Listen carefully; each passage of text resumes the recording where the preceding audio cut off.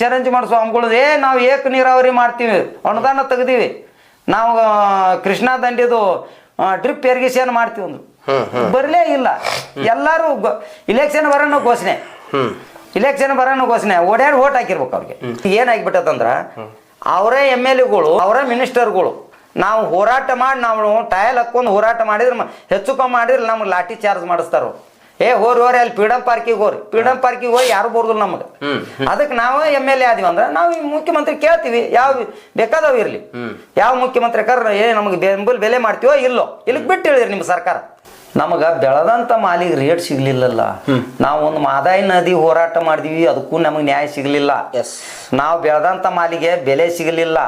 ಇಷ್ಟು ವರ್ಷ ಆತು, 20 ವರ್ಷ ಆತು, ನಾವು 3 ಕಿನಾಲ ನೀರಾವರಿನ ಬರಲಿಲ್ಲ. ವೀಕ್ಷಕ ಪ್ರಭುಗಳಿಗೆ ನಮಸ್ಕಾರ. ನಮ್ಮ ಜೊತೆ ಇವತ್ತು ಮುತ್ತಪ್ಪ ಹಿರೇಕುಂಬಿ ಅನ್ನುವಂತಹ ನಾಯಕರು ನಮ್ಮ ಜೊತೆ ಇದ್ದಾರೆ. ಇವತ್ತು ಬಾಗಲಕೋಟೆ ಮತಕ್ಷೇತ್ರದ ಉಪಚುನಾವಣೆ ಈಗ ಹತ್ರ ಬರ್ತಾ ಇದೆ. ಈಗ ಬಾಗಲಕೋಟೆಯ ಉಪಚುನಾವಣೆಯಲ್ಲಿ ಸ್ಪರ್ಧಿಸಲಿಕ್ಕೆ ಮುತ್ತಪ್ಪ ಹಿರೇಕುಂಬಿ ಅವರು ನಮ್ಮ ಜೊತೆ ಇದ್ದಾರೆ. ಅವ್ರನ್ನ ಮಾತನಾಡಿಸ್ತಾ ಹೋಗೋಣ. ಈ ಉಪಚುನಾವಣೆ ಬಗ್ಗೆ ಹೇಗೆ ಹೇಳ್ತಾರೆ, ಹಾಗೆ ಈ ಉಪಚುನಾವಣೆಗೆ ಸ್ಪರ್ಧಿನೂ ಸಹ ಆಗ್ತೀನಿ ಅಂತ ಹೇಳ್ತಿರುವಂಥದ್ದು. ಈಗ ಮುತ್ತಪ್ಪ ಅವರನ್ನ ಮಾತಾಡಿಸ್ತಾ ಹೋಗೋಣ.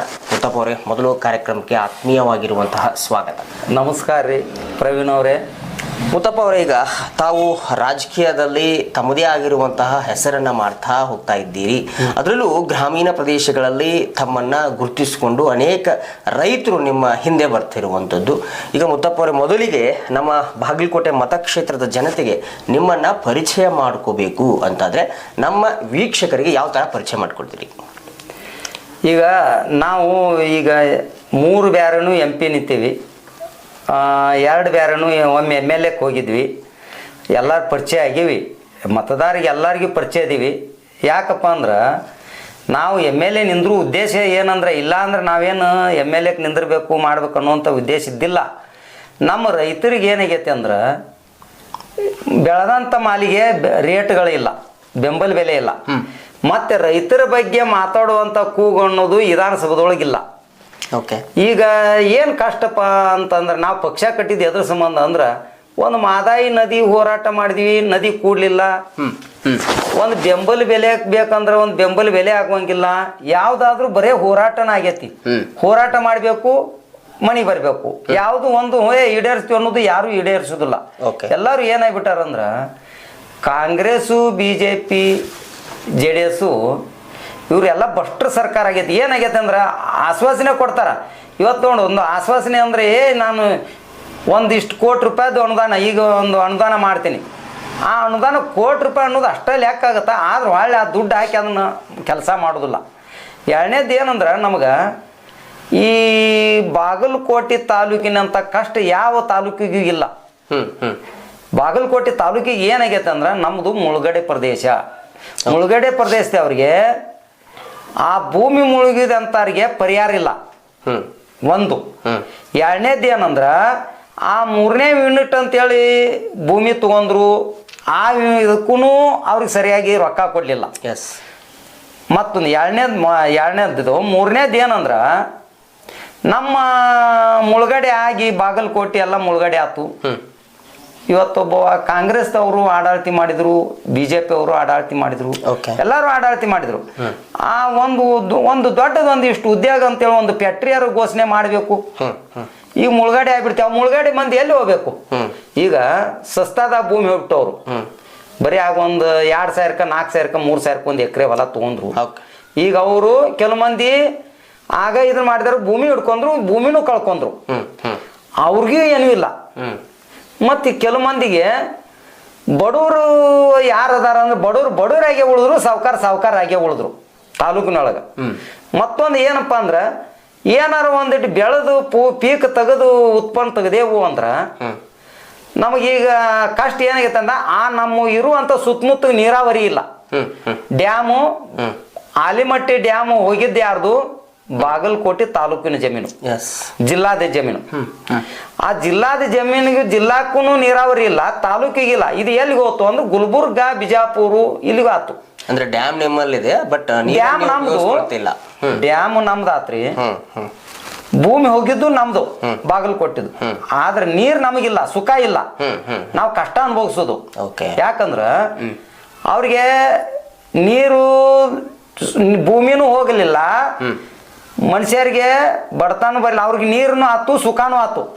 ಯಾಕಂದ್ರೆ ಅವರಲ್ಲಿ MLAಗಳು ಸ್ಟ್ರಾಂಗ್ ಇದ್ರು, ಅಲ್ಲೇ ಜಿಲ್ಲಾ ಮಿನಿಸ್ಟರ್ಗಳು ಸ್ಟ್ರಾಂಗ್ ಇದ್ರು, ಅವ್ರ ಮುಖ್ಯಮಂತ್ರಿಗಳು ಮಾತಾಡುವಂತವ್ರು ಸ್ಟ್ರಾಂಗ್ ಇತ್ತು. ಅದಕ್ಕೆ ಅವ್ರಿಗೆ ಏನಾಯ್ತು ಅಂದ್ರೆ ನಮಗೆ ನೀರು ಬೇಕಂದ್ MB ಪಾಟೀಲ ಆಲಿಮಟ್ಟಿ ನೀರು ಬಿಜಾಪುರ ದಾಟಿ ತನ್ನ ಕ್ಷೇತ್ರಕ್ಕೆ ಹೋದ.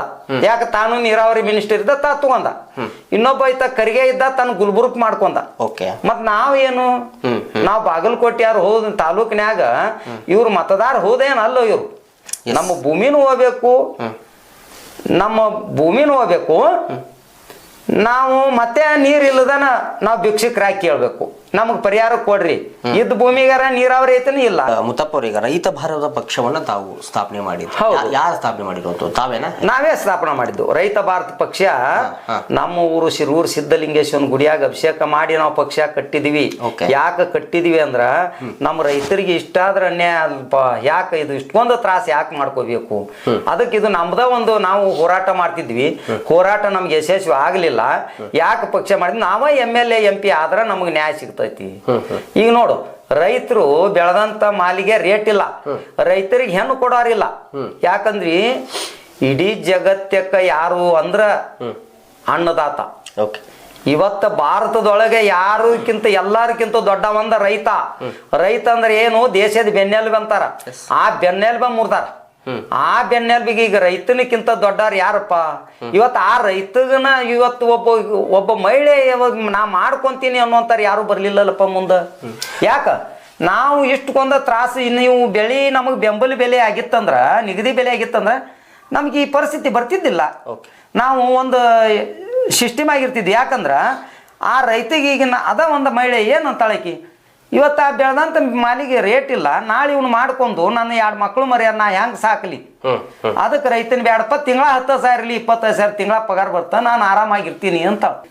ನಮ್ಮ ರೈತ ಭಾರತ ಪಕ್ಷಿಗೆ ಎಲ್ಲರೂ ಒಳ್ಳೇದಿಂದ ಈ ಸಲ ಮತದಾರರು ನಮ್ಮನ್ನು ಓಟ್ ಹಾಕಿ ಬೆಂಬಲದಿಂದ ನಮಗೆ ಗೆಲ್ಸಿದ್ರು ಅಂದ್ರ ನಾವು ನಮ್ಮ ಕ್ಷೇತ್ರಕ್ಕೆ 3 ತಿಂಗಳಿಗೊಮ್ಮೆ ಆ ಕ್ಷೇತ್ರಕ್ಕೆ ಹೋಗ್ತೀವಿ. ಎಲ್ಲಾರು ಆ ಊರಾಗ ಮನಿಗಳು, ಬಡವರಿಗೆ ಮನಿಗಳು ಅದಾವಿಲ್ಲೋ, ರೇಷನ್ ಕಾರ್ಡ್ ಅದಾವಿಲ್ಲೋ, ಮತ್ತೆ ಆ ರೈತರಿಗೆ ಅಲ್ಲಿ ಸರಿಯಾಗಿ ಕರೆಂಟ್ ವಿದ್ಯುತ್ ಬರ್ತೈತಿ ಇಲ್ಲೋ, ನಾವು ಬಂದ್ರೆ ಅಂದ್ರೆ ನಾವು ಆ ಪ್ರಕಾರ ಮಾಡ್ಬೇಕು. ಮತ್ತ ಮತ ಹಾಕ್ಯಾರ ಅಂದಾಗ ಅವ್ರು ಋಣ ಮುಟ್ಟಿಸ್ಬೇಕು ಮತದಾರನ. ಈಗ 500, 1000, 2000 ಕೊಡ್ಬೋದು, ಅವ್ರು ರೊಕ್ಕ ಕೊಡ್ತಾರ ದುಡ್ಡಿಗೆ. ಆ ದುಡ್ಡಿಗೆ ಮತ ಮಾರಿದ್ರೆ 5 ವರ್ಷ ಮಟ್ಟ ಭಿಕ್ಷಕರಾಗ್ಬೇಕಲ್ಲಪ್ಪ. ಯಾರು ಮತದಾರ ಭಿಕ್ಷಕರ. ಈಗ ಮತದಾರ ಇವ್ರನ್ನ ಕಾಂಗ್ರೆಸ್ BJP ಅವ್ರು ಬೆಳೆಸ್ತಾರ, ಮತದಾರಲ್ಲ. ಈಗ ಇದ್ರಾಗ ಜಾತಿ ಜಾತಿ ಜಾತಿ ಜಾತಿ ಏನ್ ನೋಡಪ್ಪ, ಇವತ್ತ ಒಂದಿಷ್ಟು ಮಂದಿ ಕಾಂಗ್ರೆಸ್, ಒಂದಿಷ್ಟು ಮಂದಿ BJP ಅಂತ ಹೊಂಟ್ರಿ ಅಂದ್ರ ಯಾರಿಂದು ಏನೂ ಆಗಿಲ್ಲ. ಏನಾಗತ್ತಪ್ಪ, ಎಲ್ಲರೂ ಮತದಾರ ಇಷ್ಟು ದಿವಸ ಆದ್ರೂ ನಾವು ಓಟ್ ಹಾಕಿ ಗೆಲ್ಸ್ಕೊಂತೀವಿ. ಇವರಿಂದ ನಮಗೆ ಏನು ಸೌಲಭ್ಯ ಆಗೈತೆ ನೋಡಿ. ನಮ್ಮ ಶಿರೂರು ಗ್ರಾಮ ಒಂದು ಕೆನಾಲು ಹಡ್ಡಿ ಒಂದು 20 ವರ್ಷ ಮ್ಯಾಗಾತು.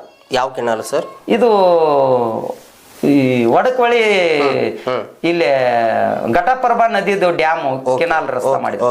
ನಮ್ದು ಫಲವತ್ತಾದ ಭೂಮಿ, ಅಂತ ಭೂಮಿಯನ್ನು ಲೂಟಿ ಮಾಡಿದ್ರು ಇವ್ರು, ಹಾಳು ಮಾಡಿದ್ರು. ಯಾಕಂದ್ರೆ ಇವ್ರಿಗೆ ರೊಕ್ಕ ಕಮಿಷನ್ ಬರ್ತಿರ್ಬೇಕು, ಕಮಿಷನ್ಗಾಗಿ ಹಾಳು ಮಾಡಿದ್ರು. ನಮ್ಮ ಭೂಮಿ ಮಾಡಿದ್ರೆ ಒಳ್ಳೇದಾತು, ನಮಗೂ ಕೆನಾಲ್ ನೀರಾವರಿ ಆಯ್ತು, ಬಹಳ ಸಂತೋಷ ಆಯ್ತು. ಆ ಕೆನಾಲ್ ನೀರು ಒಟ್ಟ ನಮ್ಮೂರು ಬರ್ಲಿಲ್ಲ, ಯಾವ್ದು ನೀರು ಬರಿಲ್ಲ. ಕೆಲವು ಮಂದಿ ಅಂದ್ರು ಚರಂಜಿ ಮಾಡೋ ಸ್ವಾಮಿಗಳು, ನಾವು ಏಕ ನೀರಾವರಿ ಮಾಡ್ತೀವಿ, ಅನುದಾನ ತೆಗ್ದೀವಿ, ನಾವು ಕೃಷ್ಣಾ ದಂಡಿದು ಡ್ರಿಪ್ ಇರಿಗೇಷನ್ ಮಾಡ್ತೀವಿ ಅಂದ್ರು. ಬರ್ಲೇ ಇಲ್ಲ. ಎಲ್ಲಾರು ಇಲೆಕ್ಷನ್ ಬರೋಣ ಘೋಷಣೆ, ಇಲೆಕ್ಷನ್ ಬರೋಣ ಘೋಷಣೆ, ಓಡಾಡಿ ಓಟ್ ಹಾಕಿರ್ಬೇಕು ಅವ್ರಿಗೆ. ಮತ್ತ ಆಮ್ಯಾಗ ಅವ್ರು ನಮ್ಮ ಊರಿಗೆ ನೀರು ಬರ್ಲಿಲ್ಲ. ಇನ್ನು ಅದನ್ನ ನೋಡಿ ಭೂಮಿ ಕಳ್ಕೊಂಡು, ಭೂಮಿ ಹೊತ್ತು ಹಾಡಿ ಭೂಮಿ ಕಳ್ಕೊಂಡು ಹಂಗ ಬಿತ್ತು, ಆ ನೀರು ಬರಲಿಲ್ಲ. ಆ ಭೂಮಿ ಎಷ್ಟು ಮಂದಿಗೆ ಅನ್ನ ಹಾಕ್ತಿತ್ತು, ಫಲವತ್ತಾದ ಭೂಮಿ. ಈಗ ಮುಖ್ಯವಾಗಿ ನಿಮ್ಮ ಪಕ್ಷದ ಬೇಡಿಕೆಗಳೇನು ಅಂತದ್ದು? ಉಪ ಚುನಾವಣೆ ಐತಿ ಇರುದ ಇನ್ನು 2 ವರ್ಷ. 2028ಕ್ಕ ನಾವು ಚುನಾವಣೆ ಬರ್ತೈತಲ್ಲ, ಆಗ ನಮ್ಮ ಪಕ್ಷದ ಪ್ರಣಾಳಿಕೆ ಎಲ್ಲ ಬಿಡ್ತೀವಿ. ಈಗೇನು ನನಗೇನು ಕೂಗು ಅಂದ್ರೆ ನಾವು ಕೇಳೋದು ಏನಂದ್ರೆ, ಯಾವ ಈ ಮುಖ್ಯಮಂತ್ರಿ ಇರ್ತೀರಿ, ಈ ಗಾಂಜಾಳ ಬೆಲೆಯನ್ನು, ಈಗ ಗಾಂಜಾಳ ಬೆಲೆಯನ್ನು, ತೊಗರಿ ಬೆಲೆಯನ್ನು ನಮಗೆ ನಿಗದಿ ಬೇಕು. ನಾವು ಈಗ ಅಲ್ಲಿ ಹೋಗಿ ಅವ್ರನ್ನ ಮುಖ್ಯಮಂತ್ರಿ ಕೇಳುವಂತ ಇದು ಇಲ್ಲ. ಈಗ ಏನಾಗ್ಬಿಟ್ಟದಂದ್ರ, ಅವರೇ MLAಗಳು, ಅವರೇ ಮಿನಿಸ್ಟರ್ಗಳು ನಾವು ಹೋರಾಟ ಮಾಡಿ, ನಾವು ಟಯಲ್ ಹಾಕೊಂಡು ಹೋರಾಟ ಮಾಡಿದ್ರೆ ಹೆಚ್ಚು ಕಮ್ಮಿ ಮಾಡಿದ್ರೆ ನಮ್ಗೆ ಲಾಠಿ ಚಾರ್ಜ್ ಮಾಡಿಸ್ತಾರ. ಹೋರಿ ಅಲ್ಲಿ ಫ್ರೀಡಮ್ ಪಾರ್ಕಿಗೆ ಹೋಗಿ ಹೋಗಿ ಯಾರು ಬರೋದಿಲ್ಲ ನಮಗೆ. ಅದಕ್ಕೆ ನಾವು MLA ಆದಿವಿ ಅಂದ್ರೆ ನಾವು ಈ ಮುಖ್ಯಮಂತ್ರಿ ಕೇಳ್ತೀವಿ, ಯಾವ ಬೇಕಾದವ್ ಇರ್ಲಿ, ಯಾವ ಮುಖ್ಯಮಂತ್ರಿ ನಮಗೆ ಬೆಲೆ ಮಾಡ್ತೀವೋ ಇಲ್ಲೋ, ಇಲ್ಲಿಗೆ ಬಿಟ್ಟು ಹೇಳಿರಿ ನಿಮ್ಮ ಸರ್ಕಾರ. ನಾವು ಅದನ್ನ ಕೇಳಾಕಂತ ಈಗ ನಾವು ಉಪಚುನಾವಣೆ ಯಾಕೆ ಇದು ಆಗಿವಂದ್ರ ಈ ವರ್ಷದ ಪರಿಸ್ಥಿತಿ ನೋಡಿ ನಮ್ಗೆ ಭಾಳ ಕೆಟ್ಟ ಆಗೈತಿ.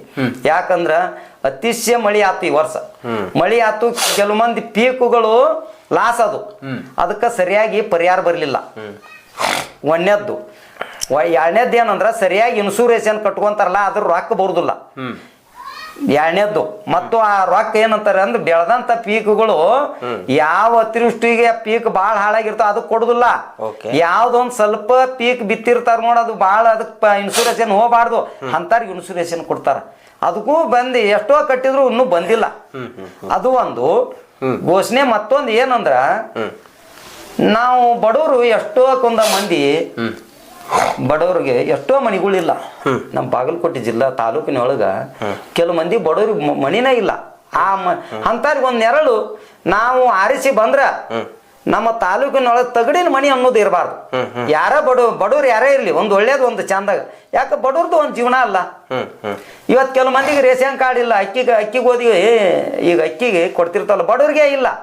ಇನ್ನು ಸಾವುಕಾರಿಗೆ ಅಕ್ಕಿ ರೇಷನ್ ಕಾರ್ಡ್ ಅದ ಹೊರತಾಗಿ ಬಡವ್ರಿಗಿಲ್ಲ. ಅಂತಾವು ಯಾರು ಬಡವ್ರಿಗೆ ಏನಾಗೈತಿ ಏನಿಲ್ಲ ಅದನ್ನೆಲ್ಲ ವಿಚಾರ ಮಾಡಕ ನಮ್ಮ ರೈತರಿಗೆ ಏನಪ್ಪಾ ಅಂದ್ರೆ ಸರಿಯಾಗಿ ನಮಗೆ ಈ ಸಲ ನಾ ಆರಿಸಿ ಬಂದೆ ಅಂದ್ರೆ ನಮ್ಮ ಶಿರೂರು ನೀರಾವರಿ ಮತ್ತೆ ಯಾವ ಇಲ್ಲಿ ಭೋಗವತಿ ಬಂತು, ಹಳ್ಳೂರು ಬಂತು, ಅವಕ್ಕೆ ಸರಿಯಾಗಿ ನೀರಾವರಿ ಕೊಡಬೇಕು.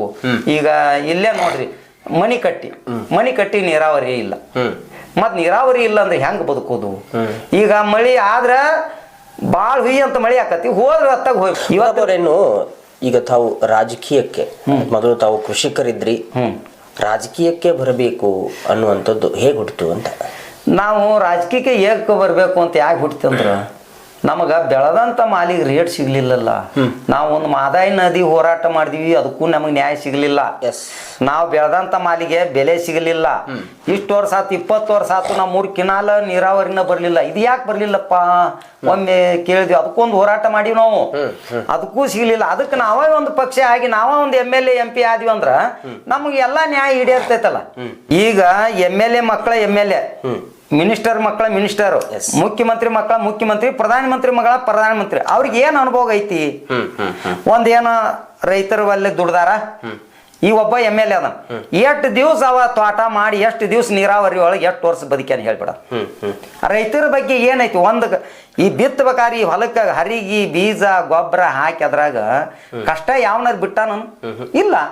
ಮತ್ತೆ ಅವ ರೊಕ್ಕಿದ್ದಾಗ MLA ಹಾಕೊಂಡ್ರೆ ರೊಕ್ಕಿದ್ದಾಗ ಅವ ಎಷ್ಟು ಕೋಟಿ ಖರ್ಚು ಮಾಡ್ತಾನ ಅಂತ. ಹೌದು ಸ್ವಾಮಿ, ಕೋಟಿ ಗಂಟ್ಲೆ ಖರ್ಚು ಮಾಡೋರು ನೋಡಿದ್ರ ನಾವು ಮತದಾರ ಭಿಕ್ಷಕರು ಮಾಡ್ತಿರಲ್ಲ. ಇವತ್ತು ಮತದಾರಿಗೆ ₹1 ಒಂದಿಟ್ಟು ಆಸೆ ತೊಟ್ಟು ₹1 ಕೊಟ್ಟು ಒಂದು 500,000 ಕೊಟ್ಟು ಬಿಡ್ತೀರಿ. 500,000ಕ್ಕೆ ನಾವು ಮತ ತಗೊಂಡು ಮತದಾರ ಭಿಕ್ಷಕ್ ಮಾಡಿ ಹಿಂದಗಡ ಬರುತಕ್ಕ ಕೈ ಮುಗಿದು ನೋಡ್ರಿ ಈ ಸಲ ಮಾಡ್ತೀವಿ ಅಂತ ಓಟ್ ಅಂತೀರಿ.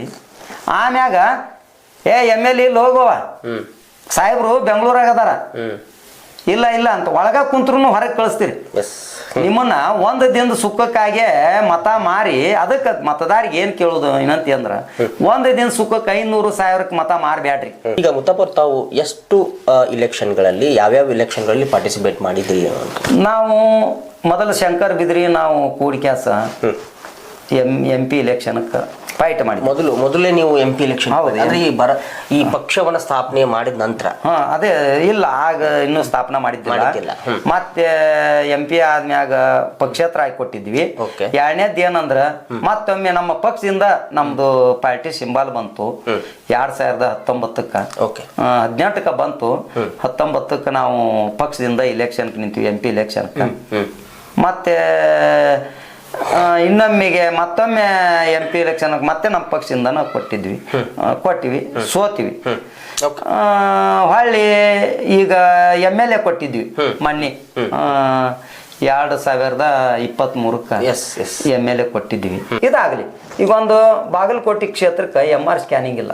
ತಾಲೂಕಿಗೆ ಬಾಗಲಕೋಟೆ ತಾಲೂಕಿನ್ಯಾಗ MR ಸ್ಕ್ಯಾನಿಂಗ್ ಬಿಜಾಪುರಕ್ಕೆ ಹೋಗ್ಬೇಕು. ಈಗ ಮೆಡಿಕಲ್ ಕಾಲೇಜು ಘೋಷಣೆ ಮಾಡೀವಿ ಅಂತಾರ ಇವು.